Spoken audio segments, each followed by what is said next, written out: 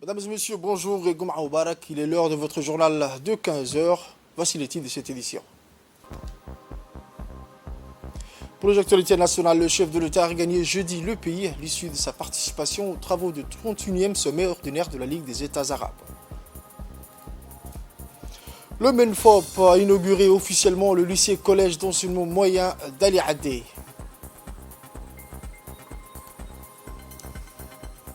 Et enfin, pour les actualités internationales, le ministre ougandais, la ministre ougandaise de la Santé a visité une nouvelle unité de traitement du virus d'Ebola dans la ville de Mumende, alors qu'une récente explosion du nombre de cas d'Ebola a été signalée dans la région. Les détails à présent, je vous disais dans le titre, le président de la République, son Excellence El Hadj Ismaël Omar Guelleh, a regagné jeudi au début de soirée le pays à l'issue de sa participation aux travaux du 31e sommet ordinaire de la Ligue des États arabes qui a eu lieu à Alger, la capitale de la République démocratique et populaire d'Algérie. Clôturé mercredi, le 31e sommet de la Ligue des États arabes a débouché sur une déclaration finale composée de plusieurs points, dont l'instauration des mécanismes visant à accroître le niveau d'intégration économique de la région et à l'adoption de structures dévolues à l'acquisition de plus grande solidarité et entraide entre les pays de la Ligue arabe pour mieux appréhender des conséquences des crises internationales à répétition. Une autre insertion de cette déclaration finale plaide en faveur de la réalisation de partenariats fondés sur le respect de la souveraineté d'une non-ingérence dans les affaires intérieures entre les pays membres de la Ligue arabe et les autres confédérations et aux ordres politiques, économiques et culturels du monde. La déclaration finale du sommet d'Alger a également comporté une mention spéciale au profit de la Palestine et au droit inaliénable du peuple frère palestinien à disposer de lui-même dans un État pleinement souverain aux frontières d'avant juin 1967 et ayant pour capitale Al-Quds. Un mag de cette édition à présent le président de la République fédérale de la Somalie, M. Hassan Sheikh Mahmoud, voyant l'ampleur des dégâts humains et matériels, a lancé un appel d'assistance humanitaire. Le Premier ministre djiboutien, M. Abdelkader Kamel Mohamed, a présidé une réunion dont l'objectif principal était de porter un envoi rapide d'une équipe médicale conséquente pour venir en aide et soutenir le pays et les institutions sanitaires somaliennes. L'envoi de cette mission d'assistance médicale à Mogadiscio, sur instruction du chef de l'État Ismaël Omar Guelleh, fait suite à l'appel à la solidarité internationale lancé par le président de la République de la Somalie suite au double attentat terroriste perpétré à Mogadiscio par le groupe terroriste Al-Shabaab. Un mag de la rédaction sur le départ des médecins spécialistes et du personnel de santé vers Mogadiscio. Il y a quelques jours, un attentat frappait la République fédérale de la Somalie. Une attaque terroriste contre la ville de Mogadiscio qui s'est soldée avec un bilan hautement tragique de plus de 100 morts et de 300 blessés. Une attaque perpétrée par le groupe Al-Shabaab, une situation de choc, un acte barbare qui va effrayer le monde entier. Le président de la République fédérale de la Somalie, Hassan Sheikh Mahmoud, voyant l'ampleur des dégâts humains et matériels, lance un appel d'assistance humanitaire. C'est ainsi que la République de Djibouti, dans un esprit d'action sociale et de solidarité internationale, va répondre à l'appel. Première étape, une réunion d'urgence à la primature. De ce fait, le Premier ministre, M. Abdelkader Kamel Mohamed, présidera une réunion dont l'objectif principal sera de porter un envoi rapide d'une équipe médicale conséquente pour venir en aide et soutenir le pays et les institutions sanitaires somaliennes et faire face à cette tragédie, mais par-dessus tout, porter les premiers soins aux nombreux blessés et d'établir les premiers diagnostics pour faire un état des lieux sur la situation. Une action qui sera ancrée dans l'humanisme et la générosité de notre pays envers le pays frère qu'est la Somalie. Une action humanitaire qui aura pour mission non seulement de soulager les souffrances de nos frères dans la détresse, et une responsabilité humanitaire qui n'a pas de frontières. Après cette rencontre, le ministère de la Santé va déclencher une réunion préparatoire en termes de ressources humaines, c'est-à-dire les médecins, infirmiers, mais aussi les médicaments nécessaires.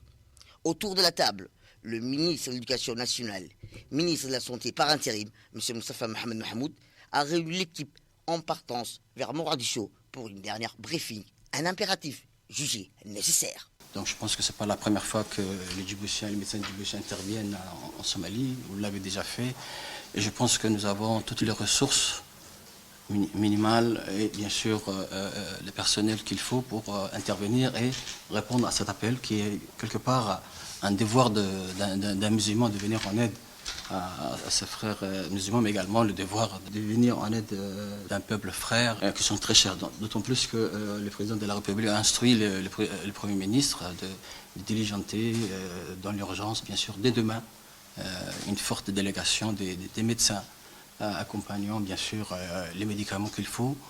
Comme vous le savez très bien, il s'agit du quatrième jour, donc ça veut dire que depuis samedi, un certain nombre de choses ont été certainement... Donc nous intervenons également en appui parce que le président somalien a vraiment fait un appel où il manque d'urgence des médicaments, que ce soit des médicaments d'urgence, également en personnel. Donc nous allons, Inch'Allah, et cette décision elle est prise dès demain matin. L'avion est disponible et prête. Donc pour vous ramener bien sûr, il est question d'une estimation d'une semaine, Inch'Allah. Urgence, résumons la situation. La délégation djiboutienne conduite par le ministre de l'Éducation nationale et ministre de la Santé par intérim, M. Moustapha Mohamed Hamoud, s'est envolée très tôt ce matin. Délégation composée d'une trentaine de médecins spécialistes constitués des chirurgiens, médecins et paramédicaux. C'est pour procurer les premières assistantes médicales ainsi qu'une quantité considérable de médicaments et consommables médicaux au bord de l'avion Air Djibouti, spécialement affrété pour cette opération d'assistance. Cette action humanitaire fondée sur la responsabilité de la République de Djibouti envers le peuple frère s'incarne aujourd'hui dans l'action du gouvernement sous le leadership du président de la République, son Excellence Ismaël Margueli. Il s'agit d'une éthique de l'action, une éthique qui donne une intention morale de l'action humanitaire. Un autre mag de cette édition, toujours dans ce même optique, sur instruction du chef de l'État, Ismaël Margueli, la République de Djibouti a déployé sur place une importante brigade médicale et chirurgicale constituée d'une trentaine de chirurgiens, médecins et paramédicaux, ainsi qu'une quantité considérable de médicaments et consommables médicaux. La dite brigade médicale est arrivée sur le tarmac de l'aéroport Aden Abdoulaye de Mogadiscio à bord d'un vol spécial. Voici un mag de la rédaction. Le ministre de l'Éducation nationale, de la formation professionnelle et ministre de la Santé par intérim, M. Moustapha Mohamed Hamoud, à la tête d'une forte délégation de médecins et d'infirmiers djiboutiens, a atterri ce matin à Mogadiscio, capitale de la République fédérale de la Somalie. Arrivé sur le tarmac de l'aéroport Aden Abdoulaye, aéroport de Mogadiscio, à bord d'un vol spécial, à son bord des médecins, des infirmiers, ainsi que des tonnes de médicaments. Le ministre de l'Éducation nationale, de la formation professionnelle et le ministre de la Santé par intérim, M. Moustapha Mohamed Hamoud, ont été chaleureusement accueillis par les hauts responsables de la République fédérale de la Somalie. C'est avec cet esprit d'action sociale et de solidarité internationale que la République de Djibouti a répondu à l'appel d'assistance humanitaire lancé par le président de la République fédérale de la Somalie suite aux récentes attaques perpétrées par le groupe Al-Shabaab. Sur le tarmac de l'aéroport de Mogadiscio, le ministre de l'Éducation nationale, de la formation professionnelle et ministre de la Santé par intérim, M. Moustapha Mohamed Hamoud, a remis de main propre aux autorités somaliennes l'aide humanitaire envoyée par la République de Djibouti, ainsi que l'équipe des médecins et infirmiers dépêchés par le gouvernement djiboutien pour les opérations de soins des victimes de l'attentat. Le ministre de l'Éducation nationale, de la formation professionnelle et ministre de la Santé par intérim, M. Moustapha Mohamed Hamoud, s'est exprimé au micro de la radio-télévision de Djibouti et a dit en substance: c'est au nom du président de la République, son Excellence Ismaël Margueli, au nom du gouvernement djiboutien et celui du peuple djiboutien, je tiens à présenter nos sincères condoléances au président de la République fédérale de la Somalie, à son gouvernement et à l'ensemble du peuple somalien frère. Aujourd'hui, a mis en exergue le ministre, nous avions répondu à l'appel d'assistance humanitaire lancé par le président de la République fédérale de la Somalie. Je suis à la tête d'une délégation de médecins spécialistes que nous avions sélectionnés pour pouvoir assister avec les autorités sanitaires somaliennes dans les opérations des soins des victimes du récent attentat perpétré par le groupe Al-Shabaab qui est soldé par un nombre élevé de blessés. Outre les spécialités de santé, nous avions aussi ramené les médicaments et équipements nécessaires pour les soins d'urgence. De plus, le président de la République nous a ordonné que si jamais des cas urgents se présentaient ou des patients avaient urgemment besoin des spécialités, qu'il est possible d'évacuer les malades vers Djibouti via un avion médical afin de leur offrir les soins nécessaires dont ils ont besoin. De son côté, le ministre de la Santé somalien, Dr Al-Hadji, a indiqué que nous avions recueilli aujourd'hui un avion à son bord, une vingtaine de médecins et des médicaments, et à leur tête, le ministre par intérim de la Santé. Et ceci est la réponse de nos frères djiboutiens suite à l'appel d'assistance humanitaire lancé par le président de la République fédérale de la Somalie après l'attentat perpétré par le groupe Al-Shabaab qui s'est soldé avec un nombre très élevé de blessés. Au nom du comité d'urgence et au nom du gouvernement somalien, je tiens à remercier mes frères djiboutiens. Cette action de solidarité de la République de Djibouti sera ancrée dans l'humanisme et la générosité envers un pays frère. Une action humanitaire qui aura pour mission non seulement de soulager les souffrances du peuple somalien dans la détresse, et ceci est une responsabilité humanitaire qui n'a pas de frontières. Et pour ce, je voudrais rendre un vibrant hommage au président de la République de Djibouti, son Excellence Ismaël Omar Guelleh, son gouvernement et l'ensemble des Djiboutiens qui ont, comme à la coutume, soutenu leurs frères somaliens. Au micro de notre correspondant en Somalie, M. Mohamed Ibrahim Youssouf, a indiqué que nous nous trouvons aujourd'hui à l'aéroport de Mogadiscio. Moi et le comité d'urgence mis sur pied par le gouvernement somalien, nous avons réceptionné la première assistance humanitaire suite à l'appel lancé par le président de la République fédérale de la Somalie. Cette première assistance humanitaire est venue de la part du président de la République de Djibouti, son Excellence Ismaël Omar Guelleh. Le chef de l'État djiboutien a dépêché une délégation de médecins spécialistes et des infirmiers, mais aussi un don de médicaments pour renforcer les opérations de soins des victimes de l'attentat. Ce geste traduit la solidarité djiboutienne envers leurs frères somaliens. Nous sommes bien arrivés en Somalie et actuellement nous nous trouvons sur le tarmac de l'aéroport de Mogadiscio et nous avons bien été accueillis par le ministre de la Santé et le ministre de la Communication du gouvernement somalien. Sans plus tarder, nous allons nous rendre dans les hôpitaux et prendre part aux opérations de soins sanitaires au profit des victimes ou blessés suite à l'attentat perpétré par le groupe terroriste Al-Shabaab. Cette action humanitaire fondée sur la responsabilité de la République de Djibouti envers le peuple frère s'incarne aujourd'hui dans l'action du gouvernement sous le leadership du président de la République, son Excellence Ismaël Omar Guelleh. Il s'agit là d'une éthique de l'action, une intention morale de l'action humanitaire. Autre actualité à la une de ce journal, le ministre de l'Éducation nationale et de la formation professionnelle, son Excellence M. Mostafa Mohamed Mahmoud, a procédé à l'inauguration officielle du lycée-collège d'enseignement moyen d'Ali Adé ce jeudi 3 novembre 2022.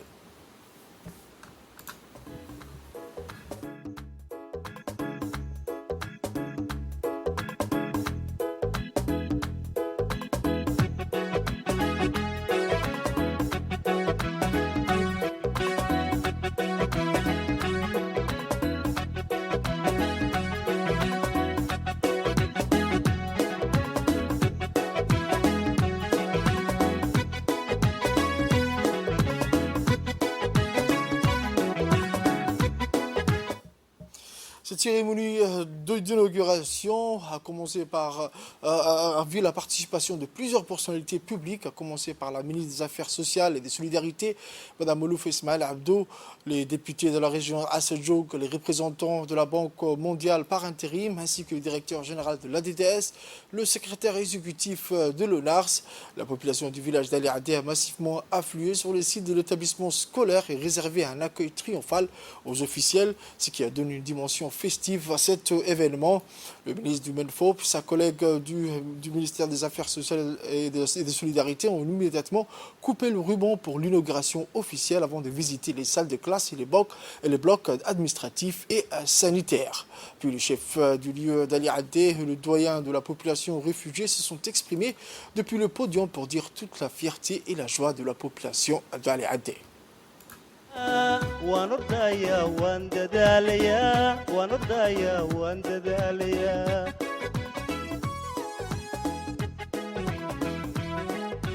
dugsiyada inaan aado durustayda inaan eegto anigay dani tahay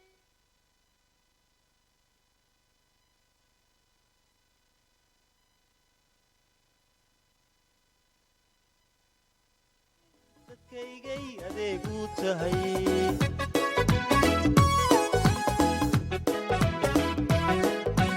dugsiyada inaan aado durustayda inaan eegto anigay dani tahay dadkaygay anfaca u tahay dalkaygay adeegu tahay dalkaygay anfaca u tahay dadkaygay adeegu tahay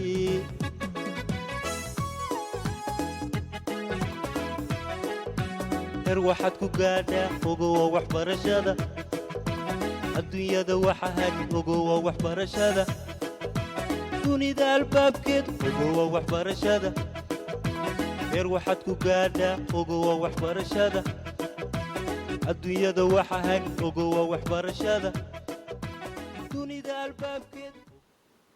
Le représentant de la Banque mondiale par intérim s'est dit réjoui de l'inauguration de cet établissement scolaire financé par son institution exécutée par l'ADDS.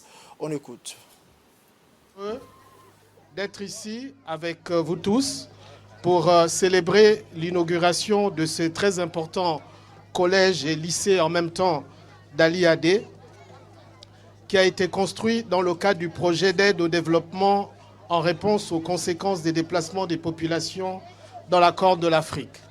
Ce projet d'un montant de 30 millions de dollars, financé par la Banque mondiale, est une réponse directe du gouvernement de Djibouti pour faire face aux impacts des réfugiés sur les communautés d'accueil. Lancé en 2017 à Djibouti, ce projet s'est révélé efficace pour apporter un soutien direct aux communautés des localités de Hollol, d'Ali Adé et de la ville de Bank. Il n'est qu'une des nombreuses activités d'infrastructure du projet, mais en termes de taille, de financement et d'impact, parmi les plus importants. C'est un établissement de 600 élèves de capacité d'accueil et il accueille aussi bien les Djiboutiens que les enfants réfugiés. L'établissement est construit selon les normes. Il comprend des salles de cours, des salles scientifiques, un bloc administratif et des logements. D'autre part, le projet prévoit l'extension de la centrale solaire qui alimentera en énergie l'établissement scolaire. Finalement, je ne pourrais clore sans féliciter l'ADDS, l'agence de mise en œuvre du projet. Je vous remercie. Poursuivons avec les interventions. À présent, la ministre des Affaires sociales et des Solidarités, Mme Ouloufou Ismaël Abdo, a pour sa part indiqué que cet établissement scolaire s'inscrit dans un écosystème cher au chef de l'État.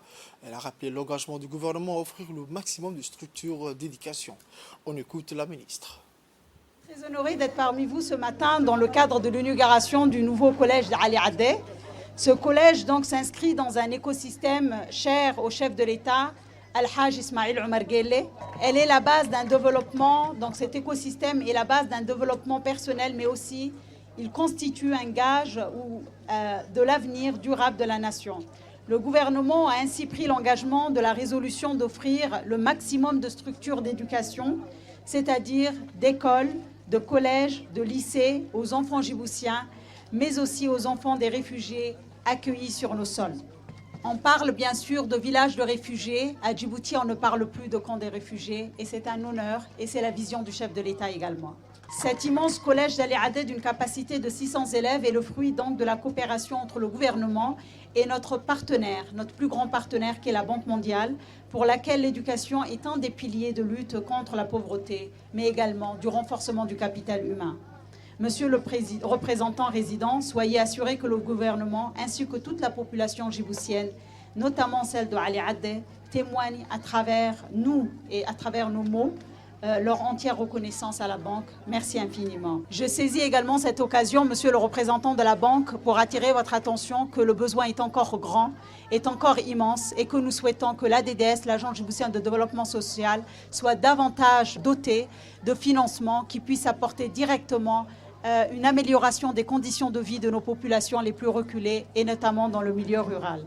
Je voudrais rappeler que ce collège fait partie d'un ensemble d'activités de projets, réponse au développement, aux impacts liés au déplacement dans la carte de l'Afrique, appelé communément Dr Deep, des activités pour améliorer la résilience des populations accueillant les réfugiés, mais aussi pour améliorer les conditions d'intégration de ces populations qui ont choisi notre pays pour s'y réfugier. Pour reprendre une formule du chef de l'État, Djibouti a ouvert pour ces réfugiés ses portes, mais aussi nos cœurs. Les enfants des réfugiés fréquenteront ainsi ce nouveau collège. Avant de terminer, je voudrais bien sûr me tourner vers Monsieur le ministre de l'Éducation. Chers collègues, vous pouvez compter sur l'entière disponibilité de mon département pour vous accompagner dans toute la politique tendant à améliorer et à densifier l'éducation de nos enfants et à renforcer leur capital humain.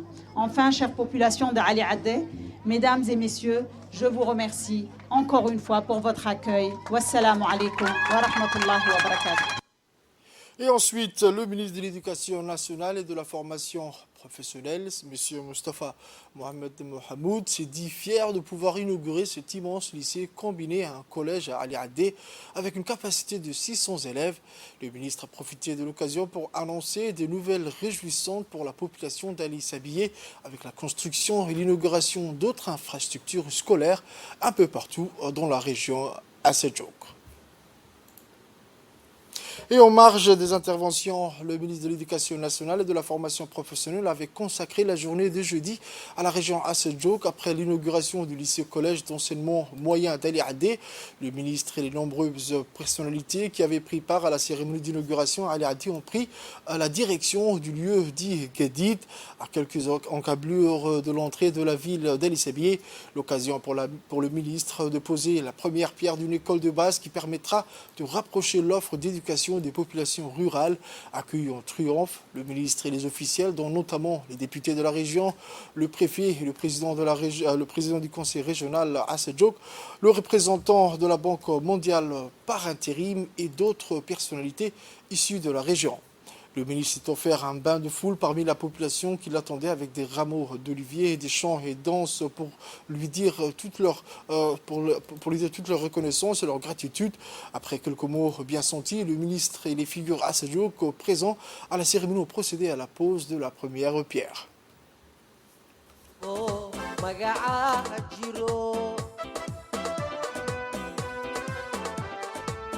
inaga maqnaayeen udoraadinaynay minankeenii keentee tacbuudkeena kula jiro geelowaabo magacaa jiro geelowaabo magacaa jiro.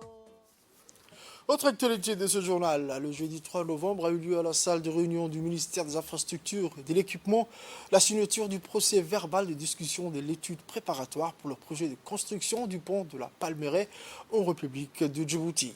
Ce document qui fait suite à plusieurs jours de négociations a été signé entre autres par le directeur général de l'agence djiboutienne des routes, M. Souvane Saïd Ismail, et par le chef de mission du siège de la JICA, M.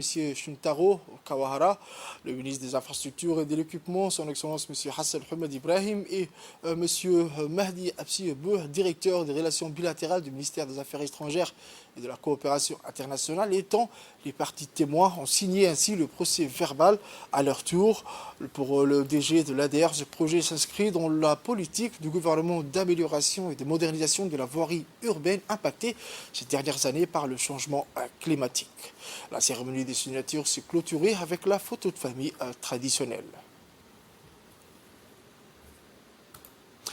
Autre mag de cette édition, l'un des plus grands défis de tous les temps auxquels le monde en général et l'Afrique en particulier font et doivent continuer à faire face est le changement climatique. Ses conséquences à la fois environnementales et humaines sont palpables et la République de Djibouti n'est nullement épargnée. Un phénomène donc très réel dans les régions de l'intérieur et qui affecte chacun de nous à des degrés et échelles différentes. Voici un autre mag de la rédaction.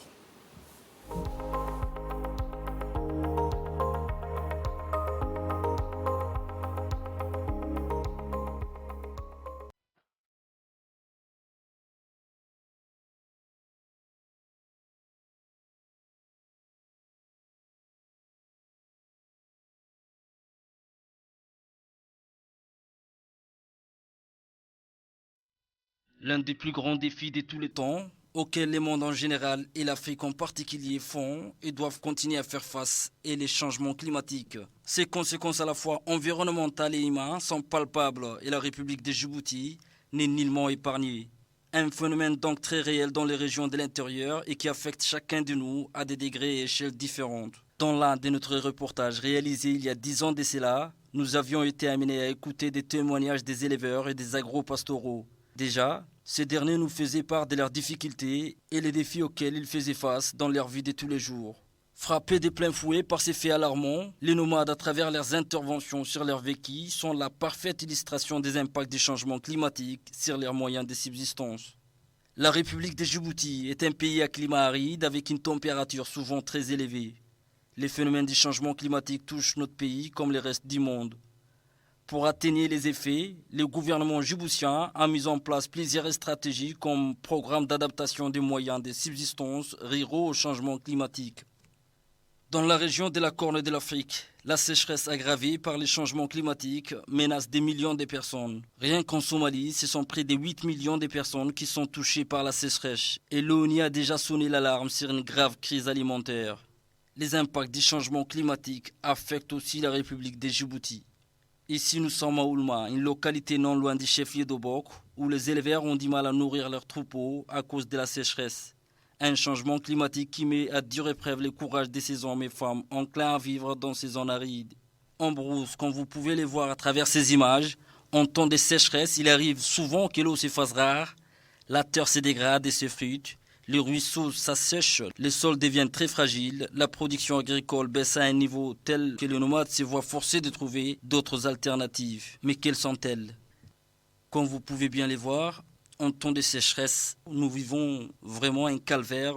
C'est un cauchemar pour nous de vivre, comment dirais-je, les aléas causés par les changements climatiques. Ce n'est pas facile pour les éleveurs, comme vous pouvez bien les constater, parce que nous vivons de cela, de l'agriculture, des produits agricoles que nous produisons et aussi les bétails.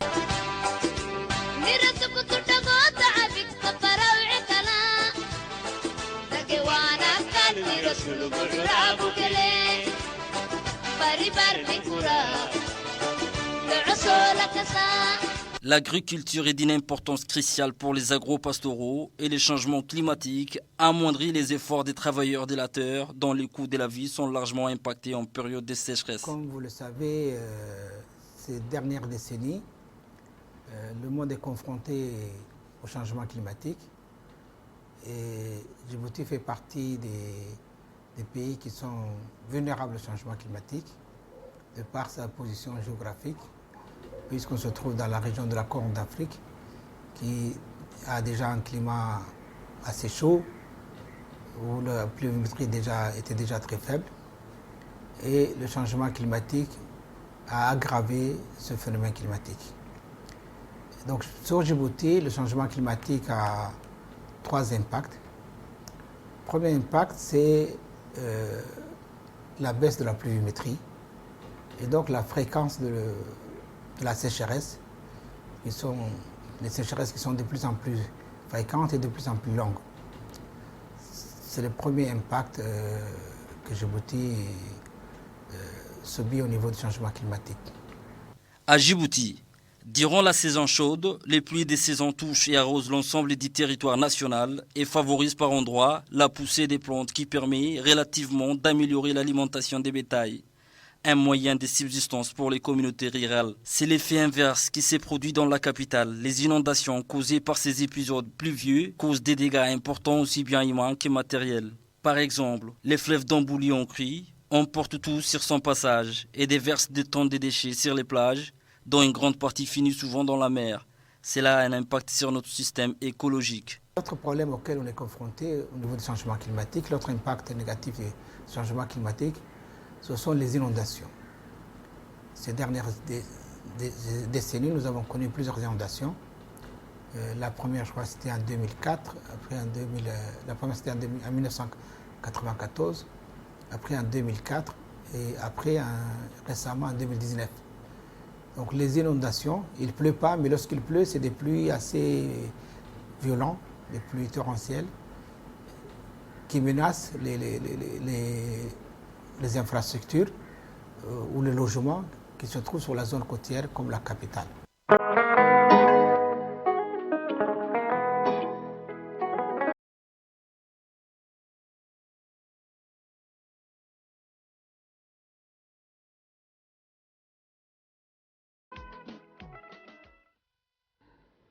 La sécheresse a évidemment un impact très négatif sur l'agriculture et l'élevage. Donc les populations rurales qui vivent de l'élevage ou de l'agriculture ne peuvent pas avoir une activité économique normale avec la multiplication de sécheresses. Les éleveurs ont par exemple perdu beaucoup de bétail ce qui fait que les agriculteurs aussi ne peuvent pas cultiver l'agriculture parce que l'accès à l'eau devient très difficile. Les changements climatiques, en modifiant les niveaux des précipitations, fait monter les niveaux de la mer et cause des phénomènes météorologiques plus intenses et une hausse des températures des océans, poussant ainsi certaines espèces de poissons à s'éloigner de leur milieu naturel. Un manque à gagner pour les pêcheurs qui vivent essentiellement de cette activité.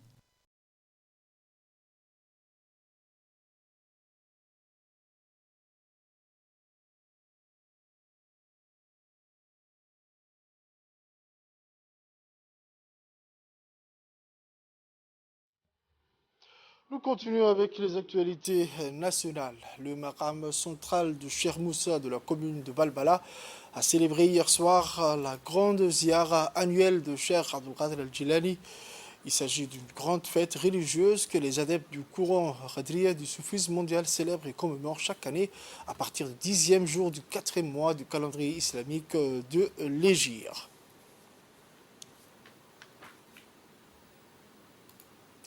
Connu pour être la date de décès de l'éminent exégète et icône de la plus vaste branche soufie du monde musulman, le Cheikh Abdul Qadir, organisé par Cheikh Bachir, Cheikh Idriss, Cheikh Moussa et ses fidèles compagnons. Cette grande fête religieuse de cette année avait débuté dès le matin par des sacrifices et la distribution des repas aux nécessiteux.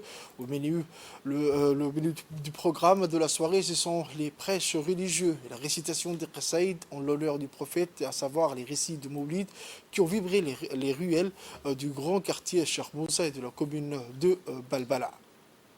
Comme à l'accoutumée, était honoré par des récits de poèmes religieux relatant la biographie et les éloges de ce grand savant soufi, en l'occurrence le Cheikh Abdul Qadir Jilani.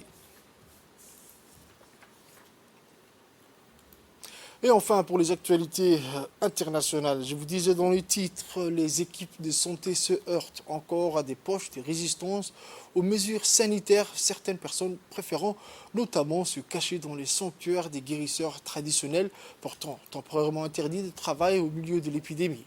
Les autorités restent cependant confiantes dans le centre de Moumendé, construit par Médecins sans frontières. Quelques dizaines de lits ont été installés pour aider les patients à se rétablir rapidement et réduire le stress de l'isolement. Le centre est divisé en plusieurs zones. Ebola a infecté 130 personnes et a tué 43 en Ouganda depuis le 20 septembre, date à laquelle l'épidémie a été confirmée à Moubendé. Les chiffres officiels n'incluent pas les personnes mortes d'Ebola avant que l'épidémie ne soit confirmée. Dans moins de 30 ans, il sera plus possible d'admirer les imposants glaciers des Pyrénées à cheval sur la France et l'Espagne, du Kilimanjaro en Tanzanie ou encore du Yellowstone aux États-Unis. Pourquoi? Tout simplement parce qu'ils auront disparu et ils ne sont pas les seuls. Selon l'UNESCO, un tiers des glaciers classés au patrimoine mondial par l'agence devrait disparaître d'ici 2050. Un rapport qui fait froid dans le dos mais souligne que l'on peut encore agir pour sauver les 2 tiers restants en réduisant nos émissions de CO2. L'Organisation des Nations Unies pour l'éducation, la science et la culture s'appuie sur le recensement de 18 600 glaciers sur 50 sites, ce qui équivaut à 10% de la surface glaciaire mondiale. Son rapport rappelle que l'ensemble des glaciers classés en Afrique va disparaître d'ici à 2050, y compris ceux du parc national de Kilimanjaro en Tanzanie ou du mont Kenya.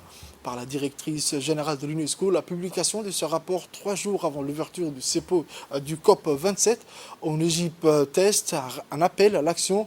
La conférence du COP 27 de l'ONU sur le climat qui s'y tient du 6 au 18 novembre dans la station balnéaire égyptienne de Sharm el-Sheikh aura un rôle crucial à jouer pour aider à trouver des solutions, a souligné Audrey Azoulay dans un communiqué. C'est la fin de cette édition, mesdames et messieurs. Merci à vous de l'avoir suivi et restez avec nous pour la suite du programme sur Télé Djibouti.